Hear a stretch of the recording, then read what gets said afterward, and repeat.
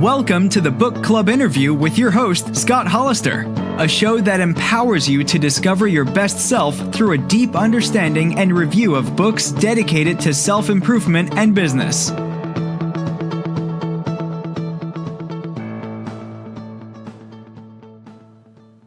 All right, welcome to the Book Club interview. My name is Scott Hollister, your host. Today's guest is Rick Miller, who is an unconventional turnaround specialist, a servant leader, and a go-to chief.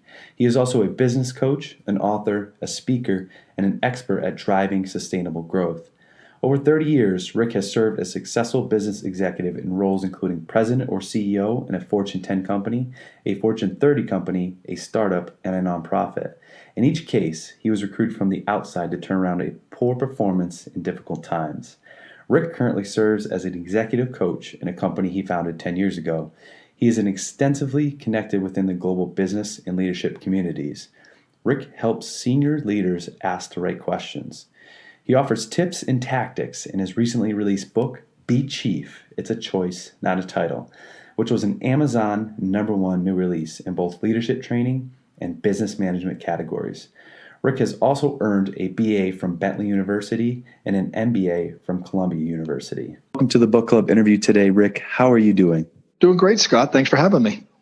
Thanks for coming on the show. And before we get started, why don't you tell listeners a little bit more about your history and where you came from? Well, as your listeners will very quickly find out because of my accent, I was born and bred in Boston. So if I lose an R and I put an R in where it doesn't belong, you'll have to attribute that to my geographic orientation in the Northeast U.S. So born and bred in Boston, and the oldest of three, two younger brothers, very successful, one running a staffing company that's helping kids on the spectrum get jobs down in Houston, named Potentia, the other a CFO for a hospital network in Indiana. My dad's still with us, thank goodness, in Massachusetts, and again, a proud member of Red Sox Nation. All right. And Patriots, I'm assuming, as well? Yeah, the Pats as well. But growing up, it was really the Red Sox and the Celtics that were the teams that I focused on most because of Dad. And no question. The Bruins going to the Stanley Cup Finals. There's a bunch of success in sports up in Boston, but primarily the Sox and the Celtics. Awesome. Two great teams. So I had the pleasure of meeting you for the first time this year, and you were one of the headline speakers, and it was just a phenomenal speech, and you just have this energy and lightning about you when you light up the room with your presentation and where you came from. So you had this really important thing that you talked about how your dad taught you everything you needed to know and how you learned about becoming a chief at home first. So how did your parents influence you as a role model in persistence? Well, thank you for the kind comments. And yeah, there's no question. When I get a chance to speak, I often start and end with my dad, because everything that I've learned since, whether it was at graduate MBA from Columbia and a graduate degree from Bentley, it's a business school, and all the reading, I'm an avid reader, and it seems like everything that I have read and learned in formal and informal settings only reinforced what Dad taught me a lot of years ago. So I do talk a lot about my dad. My mom, unfortunately, was hospitalized for most of my life. So Dad really raised his three boys as a single parent. At least it seemed that way. But Dad did a phenomenal job. And Dad taught a number of things to me and my two younger brothers. But part of it really came from his job. He was a personnel guy. Before there was human resources, there was personnel. And he was the human resource or personnel leader in the only non-union machine tool shop in central Massachusetts. So every place we went growing up, whether it was to the grocery store or the church or walking down Main Street, we'd see wonderful people who were union employees. But at my dad's company, there was never even a union vote in the 27 years that he was there. So growing up at the kitchen table, I heard stories about compensation and grievances and benefits and recognition and things that you'd expect to hear of someone who, come home from work and was talking about his job. And I was just impressed that, being the oldest, I wanted to be a lot like Dad, and I'm probably not the only oldest son that wants to be like his father. But I was so proud of the fact that he basically taught me and my two younger brothers that, the reason that the union wasn't needed at his company was because he created an environment of open communication between the workers and management. And again, the fact that there was never even a union vote in 27 years there was just such an incredible lesson. And that taught me the lessons that if people have titles, they do have power. There's no doubt about it. But what he taught us was that people without titles have power, and that everybody is their best when they feel powerful, but everyone makes their own choices. So those are the four lessons that Dad taught. And you talked about persistence. Just a quick story related to the first topic. We were talking a little bit about the Celtics. Dad taught all three of us that you could have a good season, and that was fine. But by the time I was 11 years old, Scott, the Boston Celtics had won 10 championships while I was alive. So, we talk about dynasties and everything, but that's what Dad taught us. He said, you can have a good season, but what it takes to sustain a high level of performance is you build a culture, and that's what he did at work, and that's what the Celtics did on the basketball court, and those are things that stuck with me. That's beautiful about building that culture, and that's phenomenal. 27 years, unreal. And I remember that quote from the book. It was, people with titles have power, people without titles have power as well. And I love that. That jumped right out the page, and that'll stick in my head for a while there. Great. But I want to, talk about building your compass. And I love the analogy in the book, going from point A to point B. And how do we use our compass to stay on track when blazing a new trail? Well, for years and years, Scott, I talked about a roadmap. As I was, I started this book 10 years ago. I actually started writing this thing 10 years ago. And one of the things that I adjusted along the way was this shift from a roadmap to a compass. And let me tell you why. Because when you are at, a roadmap is a wonderful tool. You could be at one place and I could be at another place, and we could both want to go to different places, but we could use the same roadmap, right? I mean, a good roadmap can get you, and by the way, if you want to go from point A to point B, one day you might choose to do the expressway if you need to get there quickly. You could use the same roadmap to take the scenic route, or say if you want to stop at a particular town along the way. A good roadmap will always serve you well. So I always thought that if we had a good roadmap, it would give us a sense of direction, which would be great. But I thought about just what you just asked. What about these days where many times people want to blaze a new trail, or to stay with the analogy, what if there's not a road that goes where you want to go, right? It's not a paved road. No one's ever been there before. And we see a lot of people that want to go someplace different. And so that's when I kind of shifted the focus from a roadmap to a compass. Because with a compass, generally, if you know who you are, you want to go, let's say, north-northwest. And there might not be a road that goes north-northwest. You may be actually cutting down the brush, and you may be paving the road yourself. But a compass will allow you to go in the direction that fits you, not necessarily somebody else. And that's the essence of the book, really, because the title of the book is Be Chief, but the subtitle is It's a Choice, Not a Title. And the choice that you make is to understand yourself better so you can build your own compass and know that you want to go north-northwest, maybe where no road has ever existed before. And that was another favorite part of, your speech in the book as well, is that you started with the values, right? The core of your compass. And you talked about choosing 4 of those. And that's a hard thing to kind of keep in the forefront of our minds. But I think it's so important that you have that strong foundation that is value-led. And fear is a powerful motivator, either positive or negative. So how do we face our fears and learn to live our values? Well, it's a great question, and there's a lot to it. So let's break it down. Let's talk about facing our fears first. It's funny. In the book, I mentioned a lot of great books that I've read. I think I referenced 20 of the best books I've ever read, and give the readers kind of my summary of why these have been so impactful. And one of the books we highlight in my book is the great work done by Brené Brown and her book, Daring Greatly. And she talks and has done some great research on how we face our fears and acknowledging that our fears generally come from an insecurity about not being enough. Like we're not strong enough. We're not this enough. I'm not smart enough. Everybody has these fears about what they're not enough of. And so, Brene, and in the book, we talk about how you can develop little tools that can allow you to understand what your strengths are. I'm 6'2", but I'm never going to be an NBA center, right? That's just facing the reality of the gifts that were given to me. So you've got to face what is actually there. And as I say in the book, it's very clear of dealing with and give you tips about how you kind of understand what your strengths are. And then linking from those strengths really go to the core of what you mentioned, which is our values.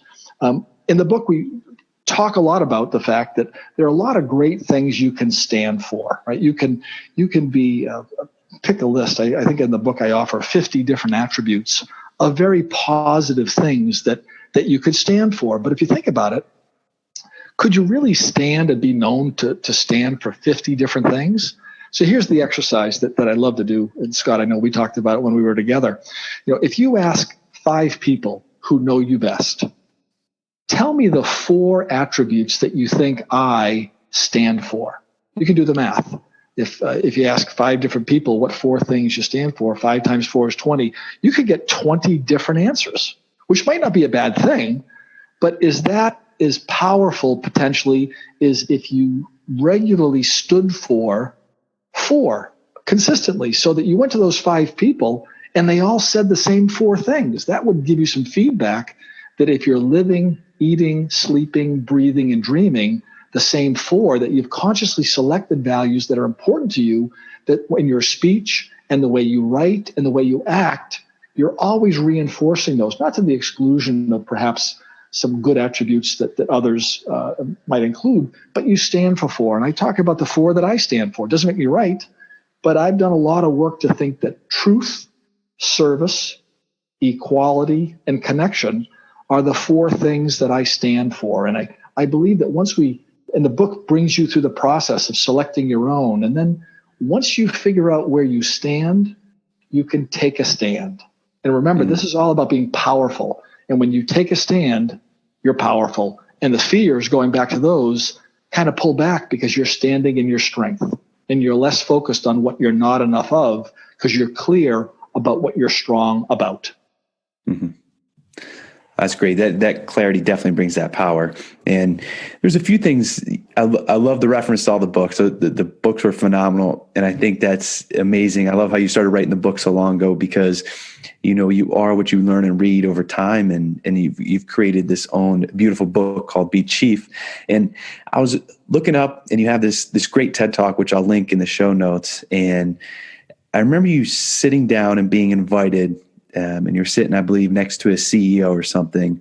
Yeah. And you started making a little bit of comparisons. And you just mentioned something about the question, but, not necessarily getting permission, but becoming your own chief, right? And realizing that there's not much different from the person at the top to you. Right. So how powerful was that mind shift at that moment? Oh, it was huge. It was huge. Yeah. And I do glad you're going to link the TED Talk in because to me, it was one of those seminal moments. I mean, I had graduated from business school and thought that being a chief was about being a chief executive officer or a chief financial officer. I thought success, and I wanted to be this chief thing, but there was only 2 of them back in the day. There was a lot of vice presidents and presidents and executive vice presidents, but there were only 2 chiefs at the top of an organization. And I was a aspiring young individual who loved my dad, but people in human resources never made any money, and I wanted to make some, right? I wanted to make some money.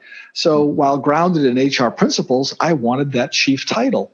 And the story I tell in the TED Talk is I'd done pretty well. I'd worked very hard, had some good luck, had some good mentors, and had some success. And at about the 20-year mark, I was actually president of AT&T Global Services. I was running about a $13 billion organization, tens of thousands of people around the world. And I'm on a corporate jet with the CEO of AT&T, Mike Armstrong. Now, Mike, it was a Fortune 10 CEO. And I was sitting next to him, realizing that when I first got on the plane, I'm sitting next to the guy whose job I want, right? I really want his job. That's the chief executive officer of a Fortune 10. And then as I was sitting there next to him and I was checking him out, I realized how tired he looked. And frankly, he looked as tired as I felt. And he was dressed the same that I was. And he looked, honestly, a great guy, but he looked very old. And I thought to myself, I'm working so hard to get to his job so that I could look that old. And I thought to myself, wait a minute, I've worked with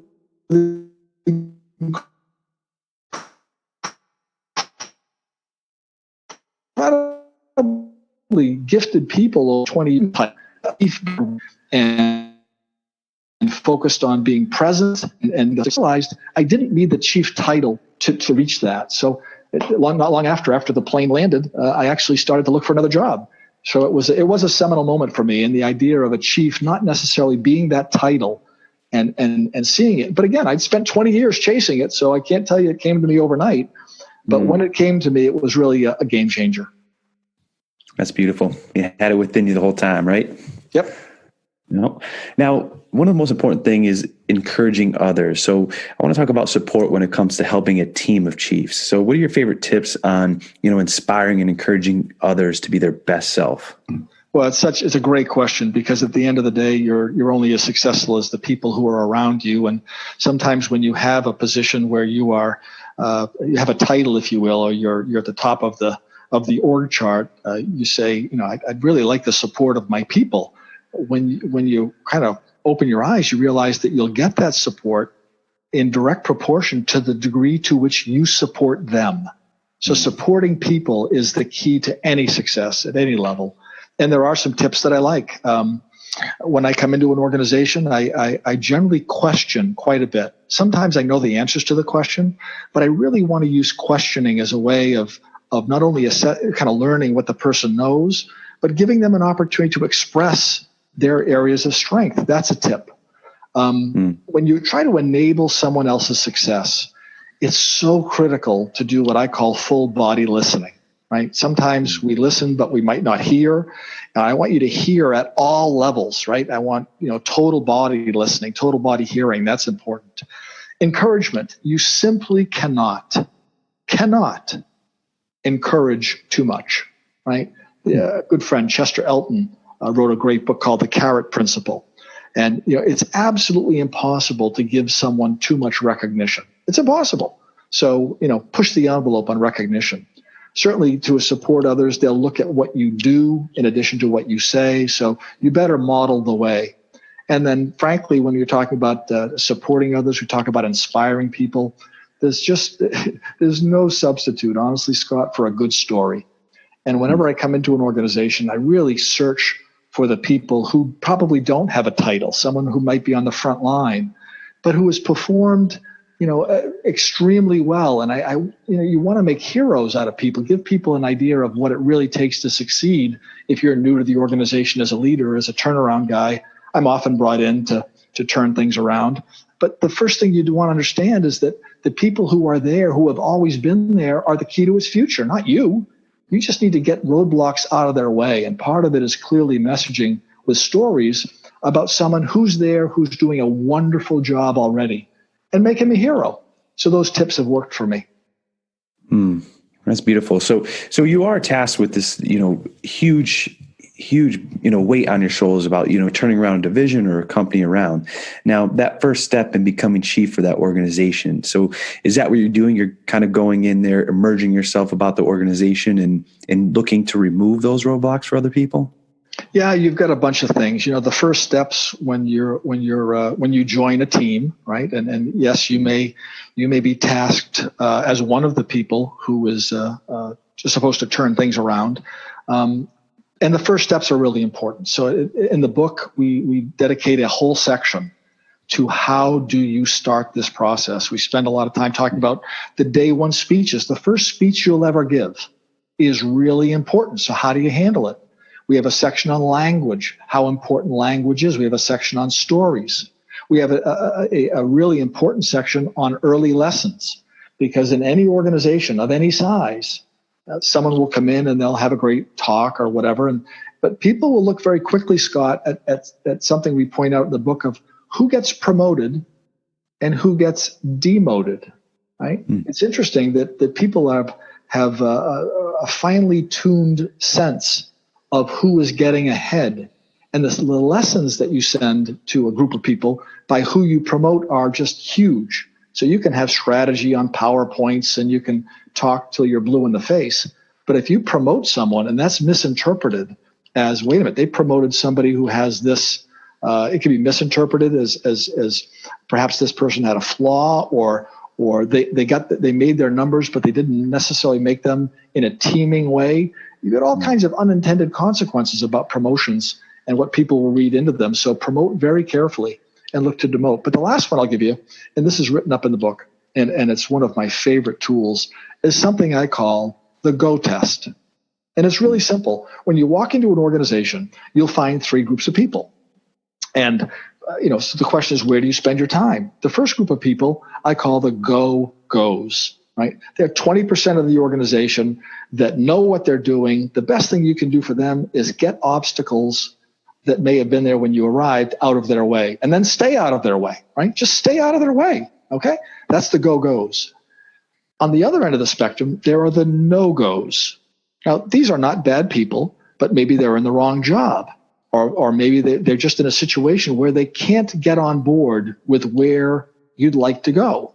So rather than spending a lot of time trying to convince them, if they're no-goes, the best thing you can do is to move them out of their business or move them into another position where they can get enthused, right? So that's the second group. The middle group is called the go-buts. This is where you ought to spend your time. You want to spend time with people who want to become go-goes, but, for example, they just need to hear the compensation plan one more time. Or they just need to understand the strategy because it wasn't clearly explained to them. Or, and it's a one-by-one thing, Frank will go when Bob goes. So you figure out what it takes for someone to remove an obstacle. So the first steps is all about people. It's communicating clearly, finding out where they are and where they want to be, and helping them get there. That's a great process. And in the book, you outline some amazing team successes. So for those of our, who are numbers people, how would you describe what this approach delivers? Well, and it's a great question because we are very numbers focused. The question is, what do you measure? If you only measure revenue growth, you only measure profit growth, you might not be measuring with the same intensity or diligence things like employee satisfaction, very important, or customer loyalty. But for those that are kind of top line and bottom line oriented, we tell stories of a simple strategy, choices that can be made that have consistently tripled the growth rate of million and billion dollar organizations. Million and billion dollar organizations have had their growth rate tripled by following some of these tips. So I think it's worth a look. Oh, that's great. Now, your book is all about, what you and others describe as servant leadership. So can you share with the listeners how the proceeds from this book are serving others? Oh, I'm so glad you asked that because you're right. It is about servant leadership. It is about being your best self and serving others as you do it. A lot of great work on servant leadership. A lot of great writing on servant leadership.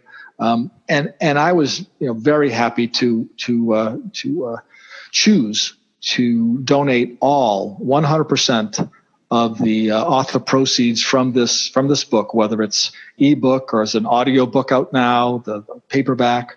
Or hardcover, all author proceeds are going to serve the special needs community. In particular, there's a wonderful organization in Austin, Texas called Sammy's House. And Sammy's House does a great job. Many people are familiar with the St. Jude's, which does a wonderful job in Tennessee helping kids and families with cancer. Well, in Austin, Texas, Sammy's House does the same thing for a group of special needs kids and families that have special needs children. So all proceeds that would otherwise come to this author are going to Sammy's House. So this really is a service project through and through. Yes, it can help you with your business. Yes, it can help you in many ways be more effective with your people. But know that the money that you'd be spending for, again, the audiobook, the ebook, or any hardcover format or paperback is going to help special needs kids. And I feel real good about that. Yeah, that's beautiful, Rick. I have to commend you on that. That's a amazing thing to work the majority of your life and then be able to give that back and help other people along the way as well. Well, happy to be able to do it.